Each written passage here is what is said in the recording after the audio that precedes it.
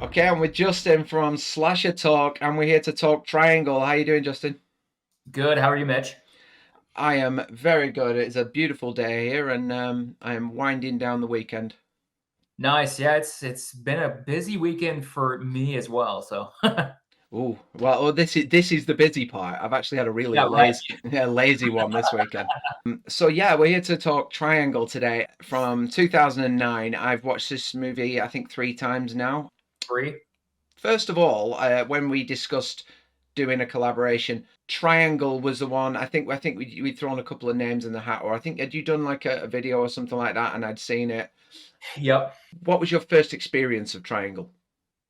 My first experience for Triangle was this year. I started a challenge on my TikTok channel called Horror Hunt, where I am not allowed to watch any horror film that I've seen before. So I'm only allowing myself to watch movies that I have not seen, just to like broaden my whole catalog of like viewed horror films.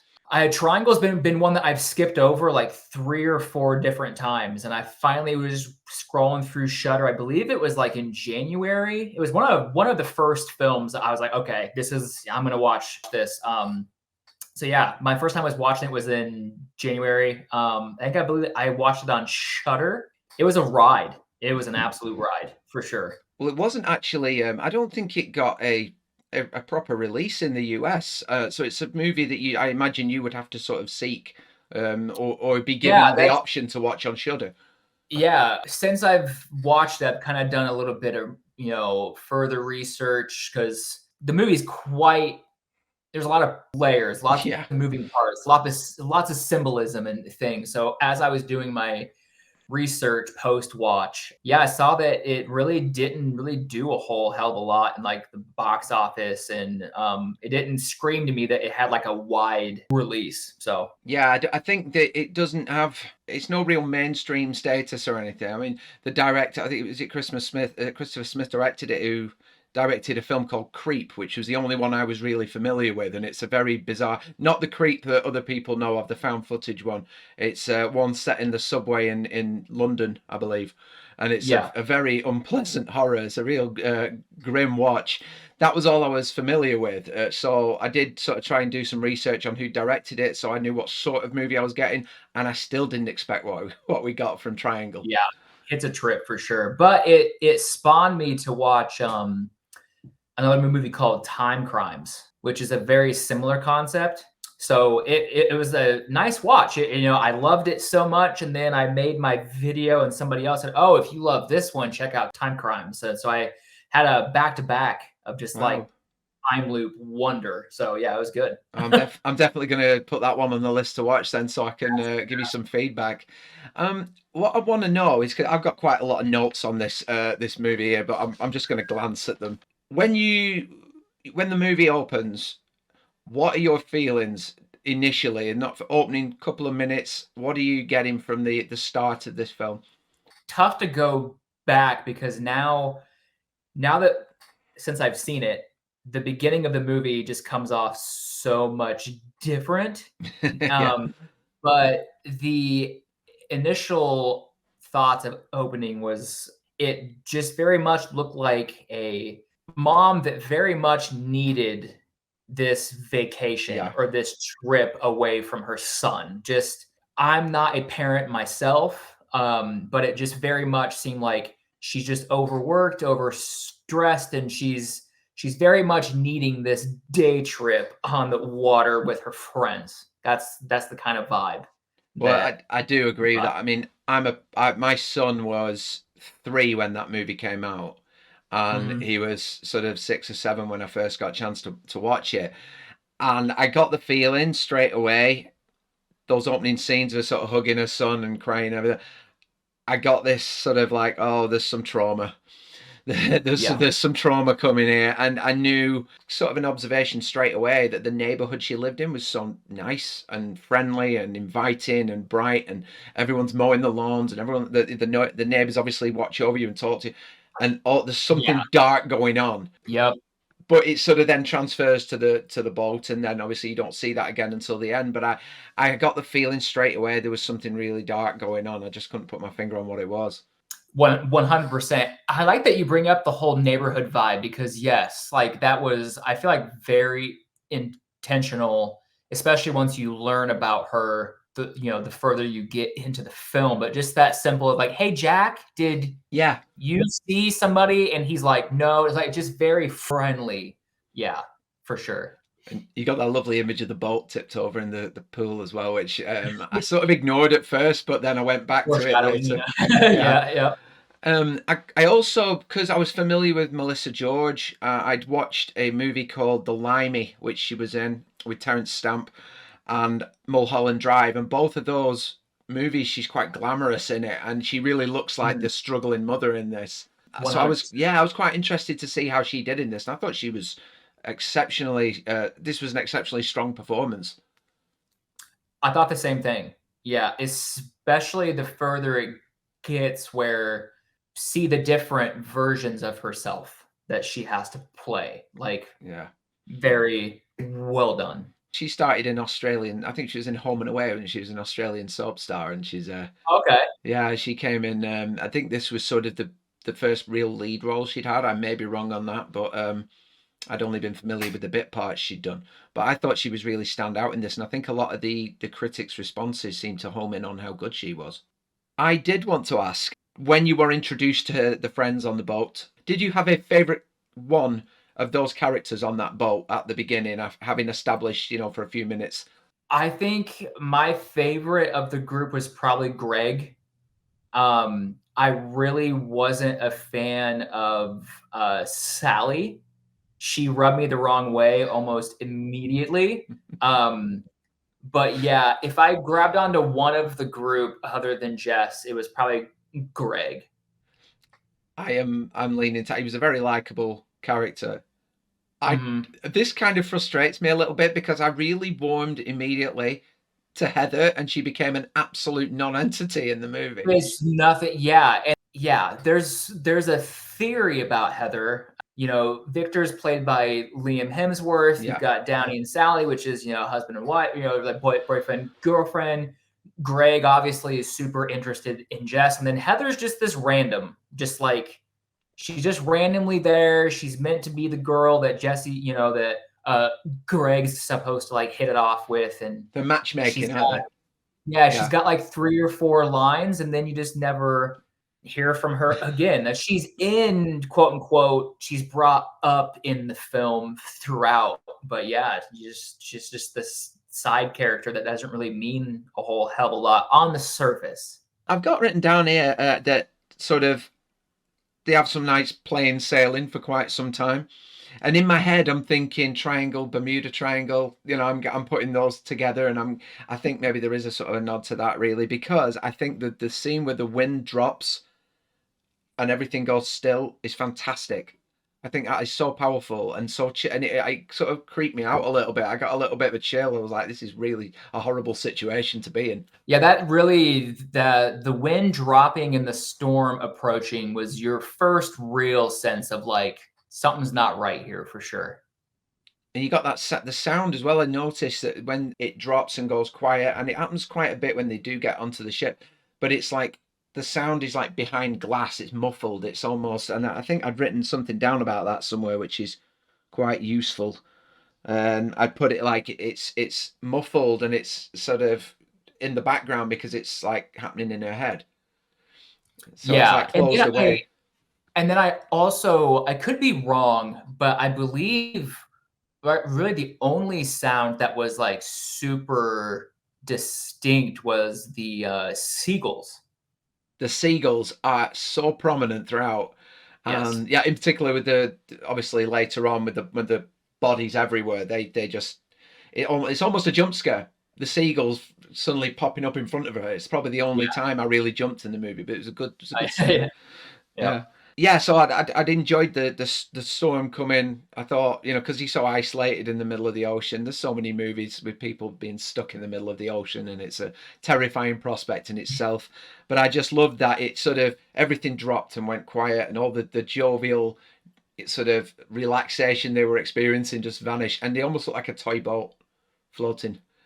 And I Yep, really, really liked that, and I thought I'm going to enjoy this movie now. I know I can see where absolutely. it's going. Yeah. Did you get any sort of vibes that it was going to be sort of a almost a ghost ship sort of thing, or a ghost ship feeling when they were on the cruise?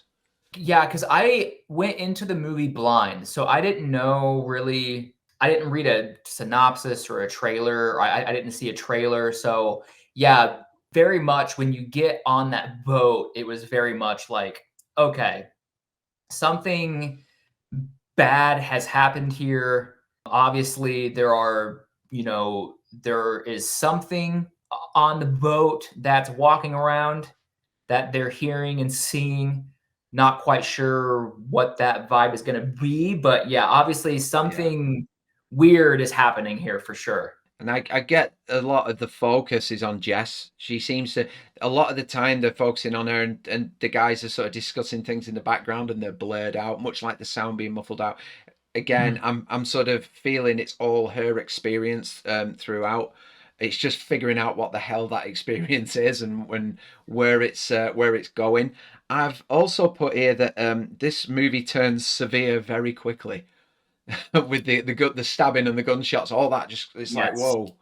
Yes, and that's the vibe that it was very stark because it was like, yeah, are we messing with ghosts? Is this a ghost kind of ship or whatever? But then like, yeah, one of the first sounds you hear is obviously her keys hitting, which is like your first indication of somebody else is on this boat. But yeah, I think the first sound that you hear is like a gunshot, and it's like, what the hell Yeah. was that? Well, Like, you don't what? associate guns with this situation, with this boat. No. You know, it's not. Yeah, They've not got any on the boat there. Like, oh, we'll just bring these just in case. You know, yeah, there's no reason to expect a gunshot or anything. It really hits. yep. That was such a surprise. I was leaning more like ghost vibes, and then gunshots start happening. I'm like, okay, I don't really know what's happening here whatsoever. It's a good place to be. I think in All any movie really. I don't know what's going on, but yeah. I'm with it. Did you notice? Because I don't think I'm the only one. When she has the initial battle with the hooded figure, which by the way looks so much like the Stranger's hood. Mhm. I don't know what came. Was it Strangers came a couple of years before this, didn't it? I don't know, but either way, I believe so, yeah. It's also very reminiscent of, Jason's, the sack. sack from Yeah, part 2. Yeah, yeah, yep. but when she's fighting with him with that character, that figure for the first time, I noticed the shoes straight away. It's really quick. It's quick, yes. It's very quick. I noticed something was off, but I didn't rewind it because I just wanted to watch it like uninterrupted. Yeah, it definitely it's so quick, but I feel like it was very intentional. Oh yeah, It's just another little like Easter egg where it's definitely one of those movies where it's like we are telling you throughout the entire film, you just don't know it quite yet. yeah. It was definitely thrown in there for a reason. Yeah. I thought they were barefoot at first. That's why I sort of went back and went, hang on, because I thought, why would they be barefoot? It's got to have some bearing on it. And then I saw the wedges or whatever she was wearing. I was like, oh, now Yeah. that's interesting. Yeah. She says like at one point, like, I'm sorry, but I love my son and all that. You get the feeling that a lot of this centers around him. The fact that they had that strange altercation where they said like, "Where's your son? Oh, he's at school." Everything Mhm. I thought was going to come back to him eventually. Yes. So, and that's good because I got the feeling we were going to be dealing with another scenario away from the boat, and maybe Oh, back in the city afterwards, because he was never going to come out to them, you know. no, So because, I mean, that's what, when they were sitting on the capsized triangle, yeah, he had said, like, "Hey, he's at school, like, he's gonna be taken care of, he's totally fine." So, yeah, you have this sense of she's gonna get out of this situation and, go find her son, for sure. yeah, and you also got that sort of dread that something has happened to him. with how sort of spaced and distant, and the fact she says sorry to Greg when she Mhm. gets on the boat, or just before she gets on the boat. And Yeah. at the time, like I said, because I watched it and my son was like 5 and 6, I'm like, I really hope nothing terrible's happened to him, because I was like really fragile at that point. I have a question, because this was one of the questions that I was left with. The scene when there are just tons and tons of Sallys Yes. lying around. I might have missed a trick here. Does Sally see the other versions of her, or is she just sort of, is it only Jess's vision? That's interesting. I think you could take it one of two ways, and I think it really depends on how you interpret the very end as well. My initial gut is that that's probably just Jess's view, because Sally very much is not reacting to the fact that No, there's like 100 of her. Um, but also, like, she isn't also trying to go sit in a spot where there's already a Sally. She clearly knows where to go. Her character in the moment really isn't like, there's 100 of me here. So I feel like that was just for Jess, is how I take that. yeah, I was leaning towards that. I thought initially, I thought she's not sort of cowering away from this horrific image that's around her. And now I thought, well, maybe she's so grievously injured that by that point she's almost delirious. But I do think she wouldn't have gone and sat so close to them, like Yeah, cuddled up to exactly. them. Yeah. Sally, in that moment, she's just so focused on, like, Jess, you did this to us. Like, and there is no like looking around, what's going on. It's just me and you up here. That's the vibe that I got. So Yeah. I got to a point in my notes where I've just put a big emoji of a head exploding because I couldn't sort of write down anything that was going to do what I was watching justice. But I think the best part, I mean, I got to this point where I went, this is actually hopeless. Even if she didn't let them on board, she's never getting home. no, And it was, I got that feeling even before she washes up on the beach. And obviously, I think the best moment in the film is when she drops the bird. She goes to drop the bird down on the beach, and there's just birds. And it confirms, I think, what you've already sort of got a feeling is happening, is going on. yeah, I think that's probably my favorite moment in the film is the realization when she sees the birds. I don't know what your favorite moment is. it's yeah. I, I feel like I think that's a great moment for sure. Because I think at that point in time in the movie, you kind of feel like, okay, she's disrupted this cycle where she's back home, she has Tommy, and then you kind of feel like the sense of like she got away, but then when she throws that bird off to the side and there's hundreds of birds, you're like, okay, like Yeah, we're still in the shit. it's really sad because it literally is just a hopeless Yeah. situation. Now, are you on board? Well, actually, I won't ask this. I'll just ask. I'll ask you. What's your theory on the taxi driver? The taxi driver to me is essentially death. And I have this entire, just like my entire interpretation of like the actual events of the film and like what happens. But yeah, to me, the taxi driver is just death being like, hey, you're dead, You're you caused screwed. this. There's Yeah. there's no really nothing that you can do to save him. So where am I taking you? She says the harbor. It's almost like, Um no, I'm going to try again. I'm going to try yeah, again. Yeah. yep. Well, I got that feeling he was sort of. I mean, I wrote down initially before I thought about it, why would he leave the meter running? And then I thought, is he kind of like the ferryman?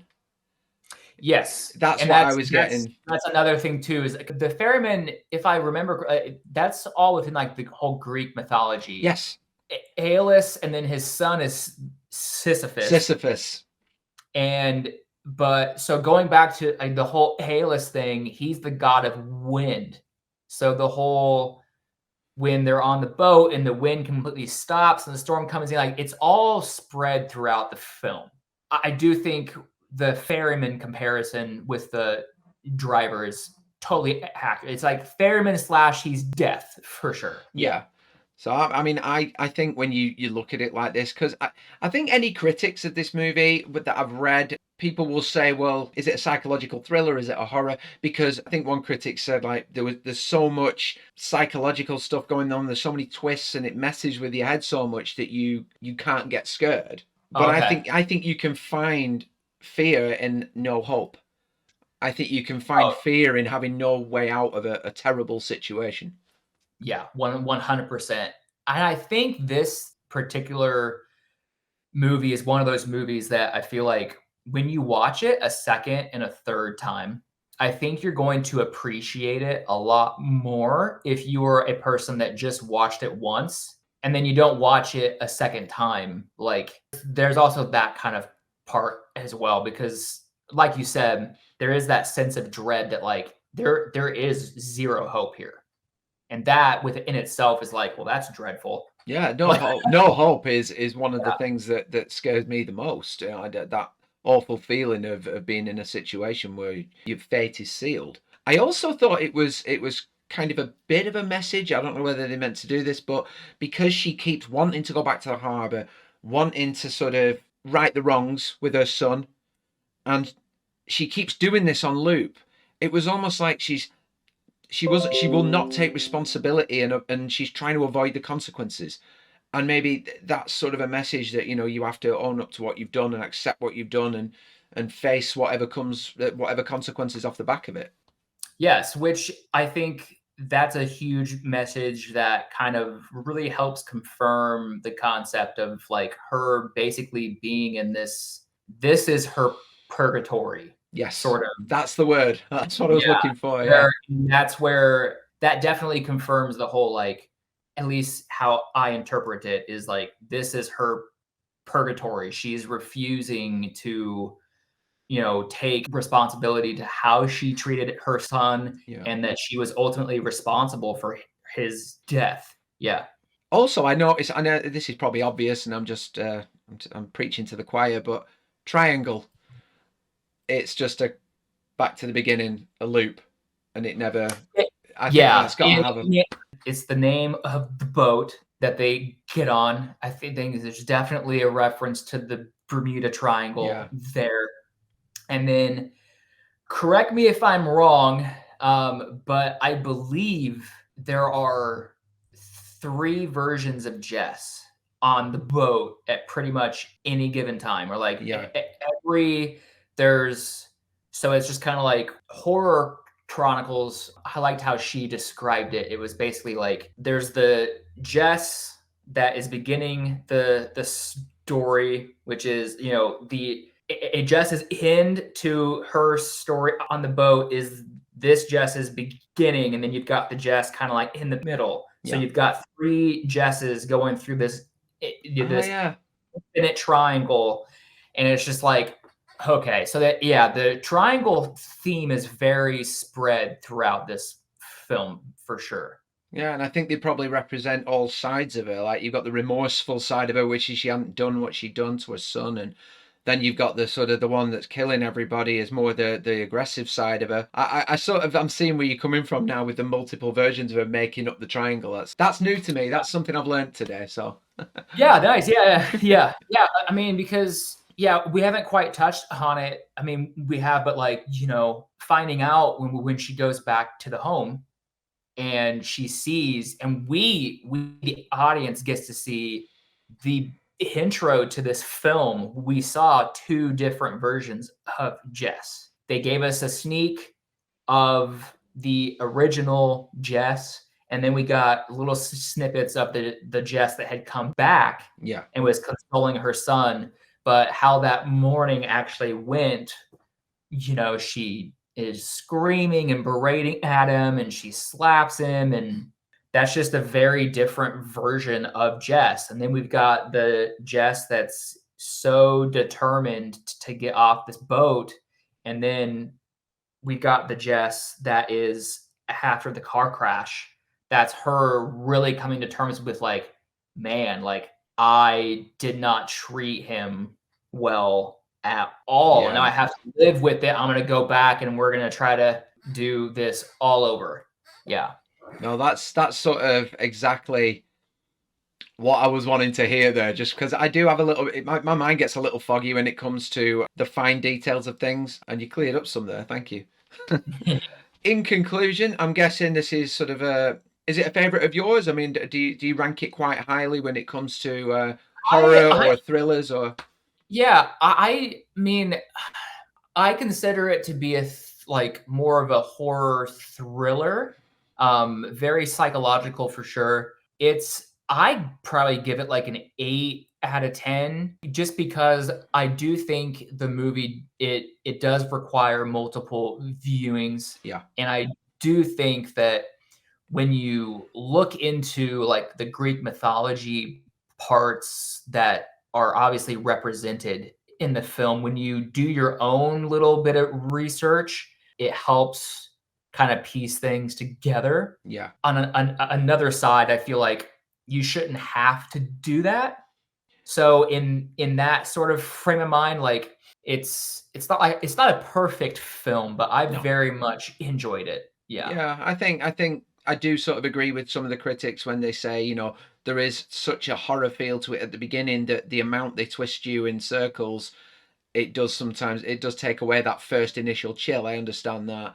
I sort of took a point off it because there is a moment where he throws where remember when she's running away and the figure throws the gun at her to knock her over the side of the, and when you look at it, it's a guy's hands, and it looks really obvious. And I never noticed it the first time, but I certainly did the second. But Yeah. Yeah. it's a minute detail. It's not a big deal. So in your opinion, what is your just overall like interpretation of the film? She is a troubled woman, I believe, with somewhat of a dissociative personality. Perhaps she has some kind of issue, and it ultimately leads to something terrible and tragic, and she has to face the consequences. And I think my interpretation is that sometimes there's just no going back. Mm. Yeah, that's great. Yeah. Yeah. I mean, hit it. There's just lots of I've read lots of things like when does the loop like actually start kind of thing, like the morning of her getting ready for that trip, that whole like she slaps him, she's yelling and all that, like she was actually heading towards dropping him off at school, and she actually hits the seagull, and she goes and throws it over the edge, and that would be like the first seagull. And then the scene that we saw was he was just so upset and she goes to console him, but I feel like that actual first morning she's going back to like yell at him, and that's when she hits the semi, Yeah. which kind of starts that whole, she's kind of not ready. And then the cab driver comes and says, "Hey, where can I take you?" But this is where the whole Sisyphus thing comes into play as well, because they said on the boat he broke a promise to death. Well, like the cab driver was like, "Are you gonna come back?"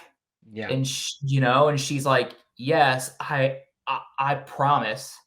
And she just never comes back. I feel, and that's where it kind of goes into the whole, like, we didn't touch on like Heather, and heard or read rumors that like they actually all, the boat actually wrecked and they all actually passed away on the boat, but Heather was the only one that survived, and that's why she's not there the entire time. So like they're all in Okay. this like sense of, but I've just always viewed it as like on her way to this trip, she has that accident, and that she's just not ready to take responsibility I for it. think So that's she's it. just, I'm gonna continue on with my day. Death's like, well, you're just gonna relive this over and over and over. Yeah. And when he says like, "I'll leave the meter running," it's like you don't have to go and do this again. If you come back to me, we can lay you to rest, but it's your choice. you know. Yeah. And then when you do come back to this taxi, you do get in the car, and I do take you away. That's when you finally accepted your fate, Yep. really. Yeah. Well, I've got to say, Justin, I've had a great time discussing that movie because there is so many layers to it. So many. There is. It's great, and I guarantee every time you watch it, there's always something else you go, oh, I didn't see that. Oh, that little a bit of imagery there I didn't pick up on. So, but it's been great to talk about it. What I'd just like to do at the end, just is there anything of yours you want to plug? Just give us a couple of links and say where we can find you, and I'll also drop them in the description below as well, so people can look at your stuff. Yeah, cool. I go by Slasher Talk on pretty much everything. It's Slasher Talk on TikTok, and I believe it's Slasher Talk Horror on Instagram, and then I think it's Slasher Talk Horror as well on YouTube. I will have these graphics up as you are speaking. They will be going up on the screen. But yeah, I obviously I wanted to do a video with you because I really enjoy the shorts that you put on, and you always pick some really good movies as well to talk about. And thank you. Yeah, definitely go check out that movie, Time Crimes. Time Crimes. I certainly will. I do like my my time warping. I always called this was like a horror Groundhog Day. Yeah. So, you know, there's nothing wrong with that. I love being sort of confused in that sense. I'm fascinated by time jumping. So yeah, it's great. Well, thanks, Justin. And guys, please on my channel, please go check out Slasher Talk. It's well worth it. And if you're a horror fan in particular, it's just it's a must to hear somebody else enthusiastically talk about something that we all love. So thanks, Justin, and I'm sure we'll do this again sometime. Oh yeah, absolutely. Thank you. This has been Primetime Mitch, guys. See you soon.